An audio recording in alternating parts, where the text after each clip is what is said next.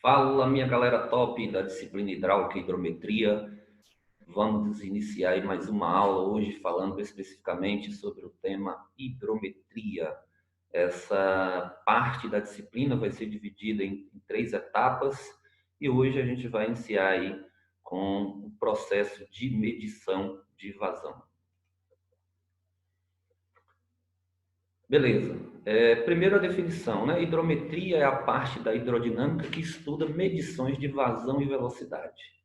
Essas duas variáveis são muito importantes aí em projetos relacionados à hidráulica, seja aí na área de abastecimento de água, na área de drenagem urbana, pontes, barragens. Portanto, determinar a vazão é algo primordial e necessário dentro de um projeto. Eu coloquei aqui algumas aplicações que a gente pode estar citando, como, por exemplo, quantificar a vazão disponível para projeto de abastecimento de água, faz parte da hidrometria. Controlar a vazão ou volume de água a se aplicar em determinados projetos, também dentro da hidrometria. Quantificar a vazão disponível para auxiliar a tomada de decisões em projetos hidráulicos e, além disso, ainda auxiliar na instalação de equipamentos de segurança de barragem, como, por exemplo, no caso aqui dos sangradores ou vertedouros. Bom, as técnicas de medição de vazão, elas podem ser divididas em duas partes mais específicas, que seriam aquelas aplicadas aos canais, que são escoamentos em condutos livres, aqueles que estão submetidos somente à pressão atmosférica, e aqueles que são empregados para condutos forçados. Aqui a gente tem uma calha de Paschal, muito utilizada aí nas estações de tratamento de água, e aqui nós temos o aparelho hidrômetro, que é utilizado aí em condutos forçados, para medir a vazão e também para determinar o volume acumulado. Hoje a gente vai falar aqui de três técnicas de medição de vazão, que são orifícios, bocais e vertedouros. Tá? Então, essas três técnicas geralmente são aplicadas para condutos livres. Começando aqui então por orifício, Porto descreve orifício, né, como uma abertura de perímetro fechado, de forma geométrica definida, circular, triangular e retangular. Na prática, geralmente são circulares, realizado na parede de determinado reservatório ou de determinado canal ou conduta em pressão, pela qual o líquido escoa em virtude de sua energia potencial ou cinética. Com base no local onde ocorre esse escoamento, surgem algumas classificações, como, por exemplo, descarga livre e descarga afogada. Qual a diferença entre os dois?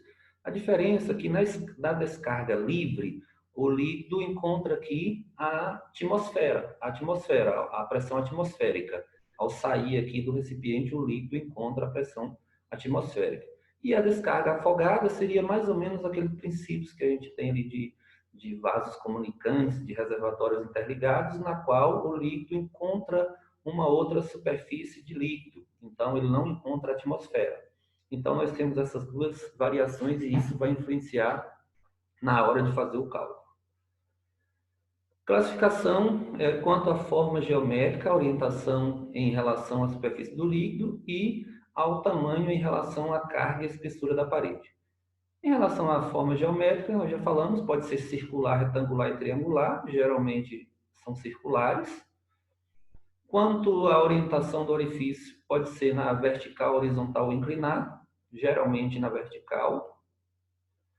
E quanto ao tamanho em relação à carga, essa carga de líquido, chamada de Hzinho aqui, pode ser chamada também de Hzão às vezes, né? Depende aí da referência bibliográfica, depende do material didático. Ele é considerado pequeno quando o diâmetro for menor do que H sobre 3 e ele é considerado grande quando o diâmetro for maior do que H sobre 3. Quanto à espessura da parede, nós temos fina ou delgada. Nesse caso, a veia líquida deve ter contato somente com a linha de contorno do perímetro interno, e grossa ou espessa. Aí o jato adere à superfície interna. Porto ainda define aqui o seguinte, para que seja considerado orifício, a espessura da parede não deve ultrapassar 1,5 vezes a menor dimensão do orifício. Ainda afirma que dimensões superiores a 2 ou 3 vezes a descarga seriam realizadas por bocal e não por orifício. Bom, aqui nós temos um orifício de parede fina, conforme foi descrito. O jato toca o orifício apenas em uma linha, tá? Ocorrendo aqui, então, algumas contrações no jato de água. Enquanto na parede espessa, ele toca a superfície aqui, tá? Uma superfície, não somente a linha, mas toca a superfície. Então, essa é a diferença em orifício de parede fina comparado com orifício de parede espessa ou grossa. Bom, vamos então agora chegar ao ponto principal aqui, que é os artifícios para determinar a vazão descarregada pelo orifício. A equação de Bernoulli aplicada a dois pontos pode ser empregada para o cálculo de vazão em orifício. No entanto, para tal execução deve ser desconsiderado o efeito da contração do jato e as perdas de carga durante o escoamento através do orifício. Então, como se sabe, na prática não se pode desconsiderar esses fatos. Não se pode desconsiderar nem a perda de carga e nem a contração que ocorre na vazão.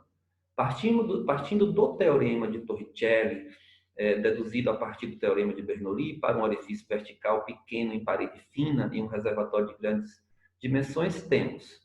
Então, essa aqui eu trago para vocês, o teorema de Torricelli, usando a equação de Bernoulli, tá?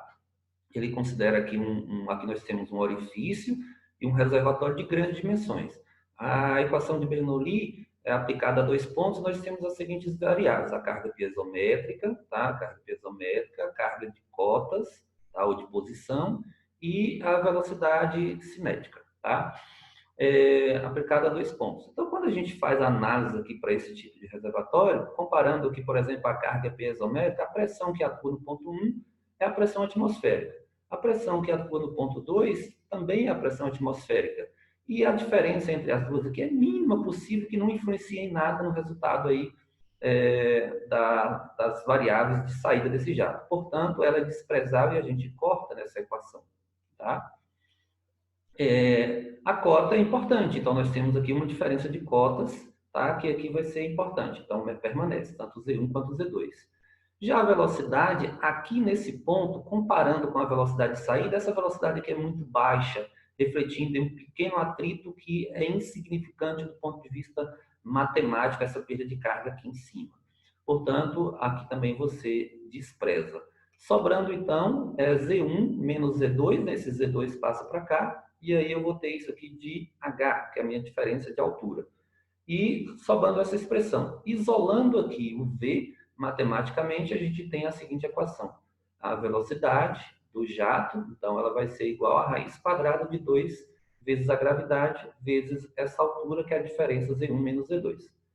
Então, essa é a equação principal de Bernoulli. A crítica que a gente acabou de ler no slide anterior é que justamente essa equação não considera a perda de carga e nenhuma contração que ocorre aqui no jato na saída da vazão.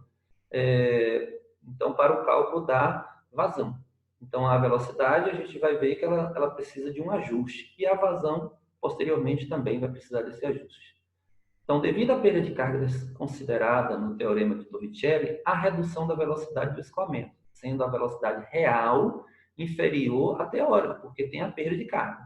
Dessa maneira, então, surge o CV, que é chamado coeficiente de velocidade, para os orifícios circulares. E ainda Porto aponta que eles são em torno de 0,98%, 0,98% ou 98%, justamente bem próximo da velocidade real. Por quê? Porque é um trecho bem curto. Então, esse coeficiente de velocidade ele pode ser determinado por essa seguinte expressão, tá? Onde o CV vai ser a velocidade real dividido pela velocidade teórica. Então, agora nós temos a equação remodelada, considerando aí a perda de carga para o cálculo da velocidade em reservatórios de grandes dimensões com orifícios aí, tá? De parede fina. Então, agora é só colocar aqui esse coeficiente e eu tenho a minha velocidade real. E a vazão? A vazão, nós já vimos também que ela sofre uma contração quando é parede fina. Ó. Então, a minha área, ela não é a área real do orifício. Ela é um pouco menor. Então, a área que o líquido realmente está ocupando é um pouco menor porque não leva em consideração esses dois espaços aqui. Portanto, a vazão, que é calculada por velocidade vezes área, essa área aqui, ela precisa sofrer um ajuste. Então, essa área é inferior à do orifício, pois assim como se pode notar na figura, há contração da área pela configuração da aproximação do líquido. O coeficiente de contração corrige esse aspecto. Então, existe o coeficiente do CC, que é o coeficiente de contração, que serve justamente para corrigir essa diferença na área. O CC médio é de ordem de 0,62, né, 62%, condicionado, lógico, pelas dimensões do orifício e também pela altura da carga de água, pelo H. CC ele pode ser encontrado através da área da seção contraída dividido pela área do orifício. E aí, então, nós teremos a nossa fórmula para a área corrigida, que vai ser CC vezes A. Quando a gente junta essa com a forma de velocidade, então nós sabemos que vazão, pela equação da continuidade, é velocidade vezes a área. Então, nós temos aqui um ajuste para a velocidade e nós temos o ajuste que foi feito para a área. Tá? Nós temos o ajuste que foi feito para a área, multiplicando então pelo CC. Então, juntando as duas formas, a equação de vazão vai ser mais ou menos essa equação aqui. O que foi feito? Pegou-se esse coeficiente aqui, que é da área, para ajustar a área, e o coeficiente para ajustar a velocidade, e então formou-se um novo coeficiente, chamado CD. E então, desta forma, nós temos a seguinte equação para vazão. Vazão é igual a CD, que é um coeficiente para ajustar tanto a área quanto a velocidade. Então, aqui nós, vezes A, e vezes essa equação aqui, raiz quadrada de 2 de H, que vem lá da equação de velocidade. Para facilitar a nossa vida, o valor desse CD a gente encontra em tabelas, tá? Em função de duas variáveis, em função da altura e em função do diâmetro do orifício. Por exemplo, se eu tiver uma altura que são de 2 metros e para um orifício de 4 centímetros, então eu uso essas informações e aí eu acho então o valor do CD para essa situação seria 0,61. Vamos ver um exemplo? Então, um determinado reservatório de 3,5 metros de altura total tem um orifício a 50 centímetros do solo, é circular, pequeno e de parede fina, com 5 centímetros de diâmetro. Aí pede para calcular a vazão de água para esse orifício. E aí já foi dado, em função da altura do reservatório, o H, né, em função do H e da dimensão aqui do diâmetro do orifício, encontrou-se aqui o CD na tabela. Então vamos analisar. Observe bem que é necessário que essas medidas estejam em metros, tá? Então, o CD, nós temos, é 0,607, está aqui.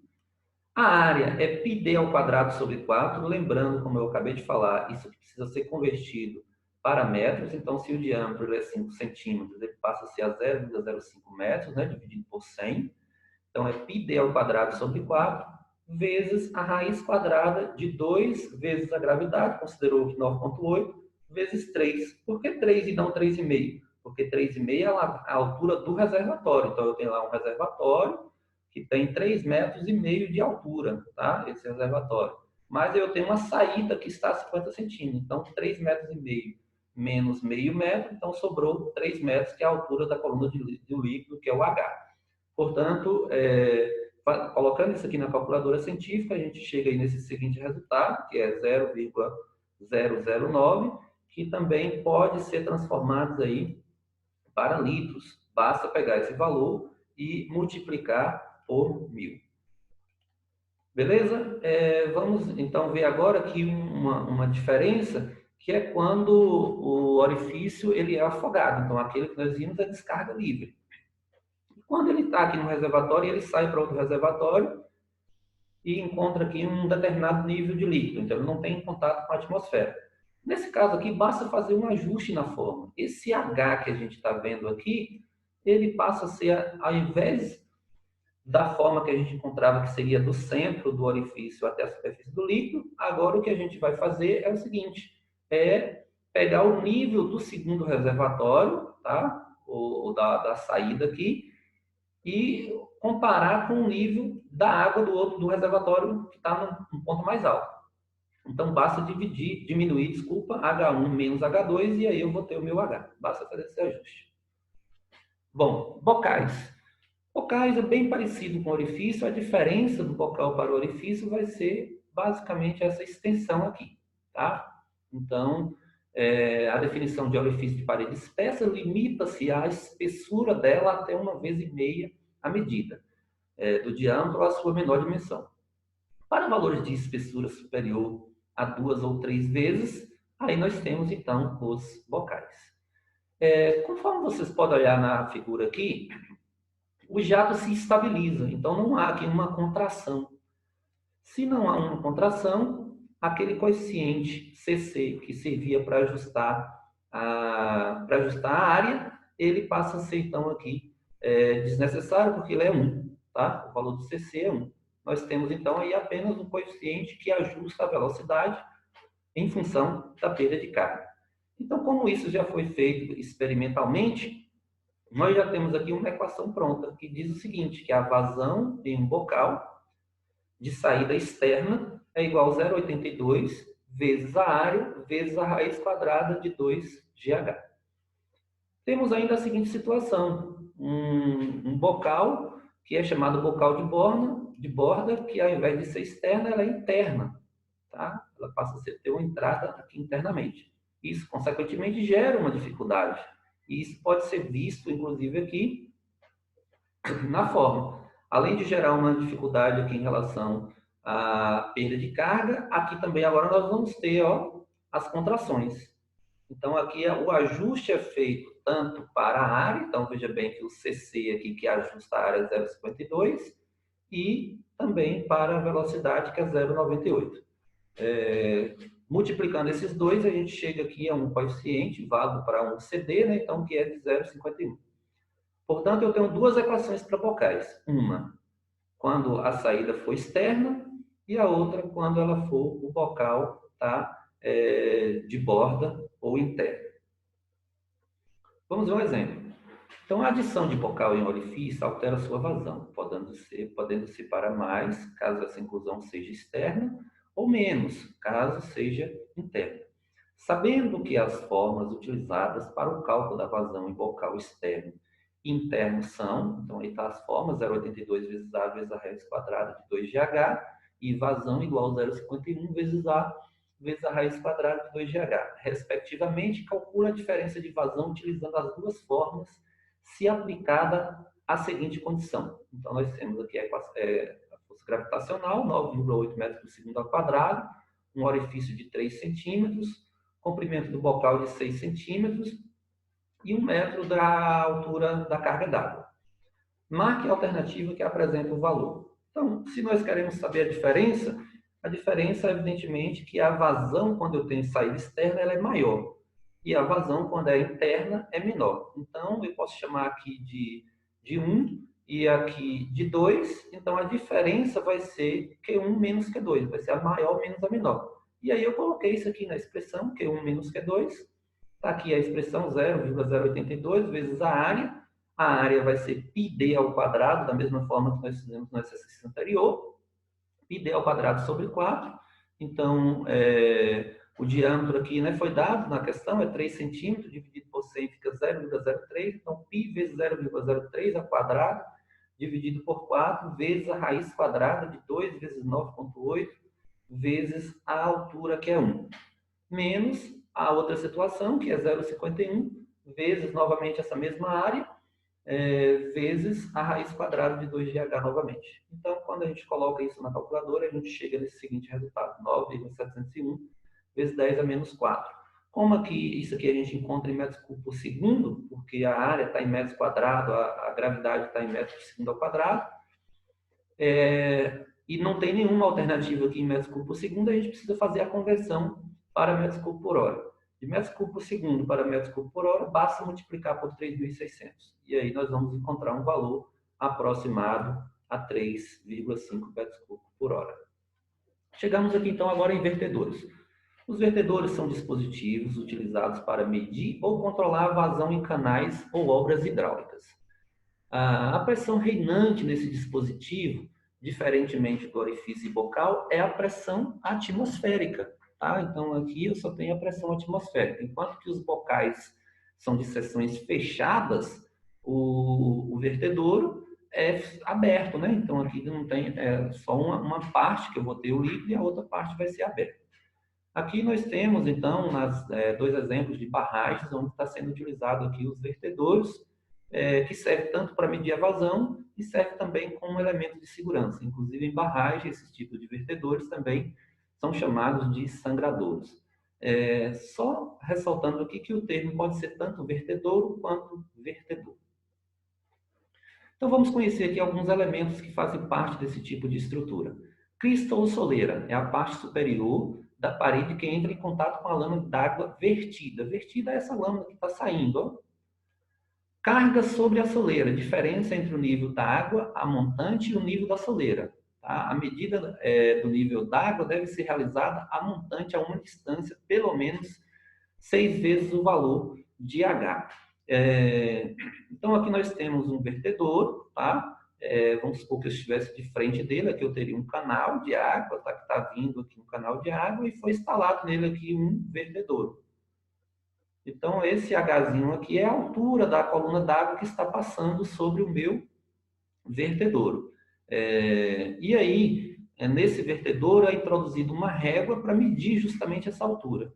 O que está sendo colocado aqui nesse item 2 é que essa régua ou essa medição ela deve ser feita a uma distância, tá, de pelo menos 6 vezes, tá, menor o valor de H. Tá? Pelo menos 6 vezes igual ou maior, aliás, ao valor de H. Tá? Então, se H aqui for de 1 metro, eu tenho que pegar isso aqui pelo menos a 6 metros de distância. Por quê? Porque aqui eu tenho uma mudança nas variáveis desse líquido. Tá? Ele começa a ter aqui uma diferença de altura em função dessas velocidades que começam a ser alteradas e outras características hidráulicas também. Altura do vertedor, medida desde a soleira até o fundo do canal, representada aqui por P. Largura ou luz da soleira, essa parte aqui é chamada de soleira, tá? E é a medida horizontal perpendicular ao fluxo na qual ocorre o escoamento, representada aqui por L. São as duas variáveis mais importantes, a altura e o L. Então, essas duas variáveis vai ser importante, preponderantes aí para achar a vazão. Bom, aqui algumas formas, os vertedores podem ser de diferentes tipos, pode ser retangular, pode ser trapezoidal, podem ser triangulares, são os mais utilizados. E aí foram desenvolvidas formas específicas para cada tipo de vertedor. Por exemplo, para o vertedor retangular, a expressão que permite calcular é essa, sendo que a vazão aí você vai encontrar em metros cúbicos por segundo, a largura da crista, né, ou largura da soleira, o L, vai ser em metros, e a carga d'água também em metros. Aqui para vertedouros trapezoidais, e aqui para vertedouros triangulares. Lembrando que para aplicar essa equação, esse ângulo formado aqui tem que ser um ângulo de 90 graus. Natureza da parede. As paredes, então, algumas classificações aqui dos vertedores, né? Podem ser de espessura, quanto a espessura dessa não ultrapassa, parede delgada, né? Quando a espessura dessa não ultrapassa 2/3 da carga, tá? E parede espessa, quando seja maior do que 2/3 dessa altura da carga d'água. Natureza da lâmina. Então, a gente tem lâmina livre, quando a região abaixo da lâmina é suficientemente arejada, de modo que a pressão reinante seja atmosférica. Lâmina deprimida, se a pressão abaixo da lâmina d'água for inferior à atmosférica. E lâmina aderente, quando não há bolsa de ar abaixo da lâmina e esta cola no paramento ajusante. Mais duas classificações aqui ainda, quanto à inclinação do paramento da estrutura em relação à vertical, pode ser vertical inclinado, e a geometria da crista pode ser crista retilínea, circular, poligonal ou labiríntica. No livro de Porto tem lá um assunto bem mais extenso sobre vertedores, então recomendo que vocês leiam, tá? O livro de hidráulica lá de Porto, para obter mais informações detalhadas sobre esses elementos geométricos aqui dos vertedores.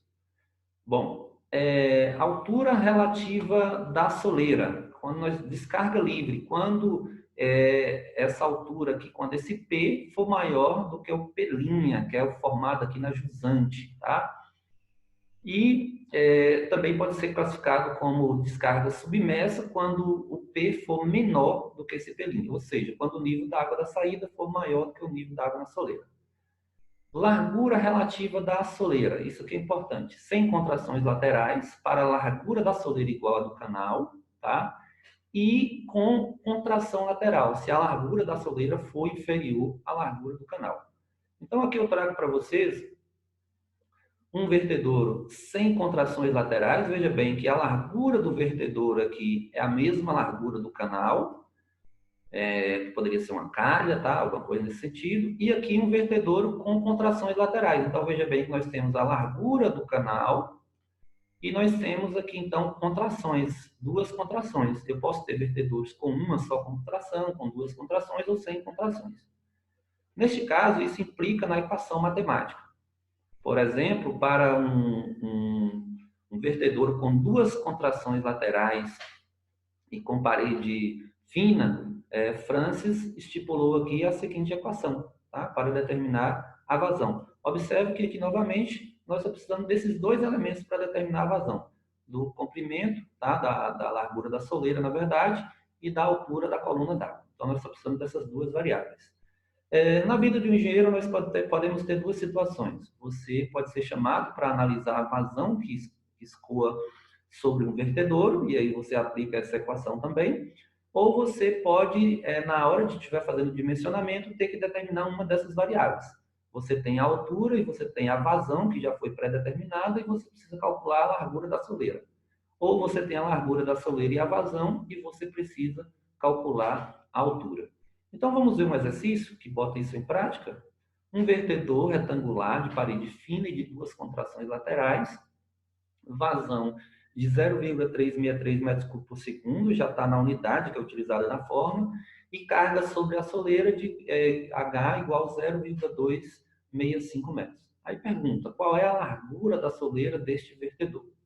Então, aqui é só mesmo uma aplicação de fórmula, né? Já está transformado, então eu vou colocar aqui no lugar de vazão, 0,363, o L, que é a variável que eu estou querendo, substituindo aqui, substituindo também esse outro H, e agora é fazer conta na calculadora, tá? Minha recomendação é pegar isso aqui, multiplicar por esse, tá?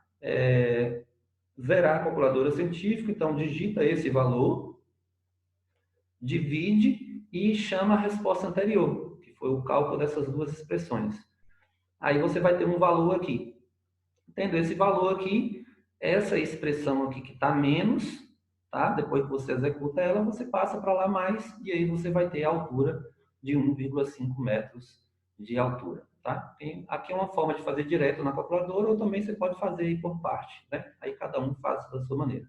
Portanto, em função da vazão, em função da altura, nós encontramos quem é o valor de L, quem é a largura desse vertedor. Beleza, então, pessoal, hoje é isso a nossa aula, tá? Lembrando sempre aí que é recomendável fazer outras leituras adicionais, tá? Livro de hidráulica de Azevedo Neto, de Rodrigo Porto, são materiais muito bons aí que vocês podem estar usando para fazer a leitura. Então, essa foi a parte 1. Nas próximas aulas falamos da parte 2 e a parte 3 sobre este mesmo tema. Forte abraço a todos e valeu!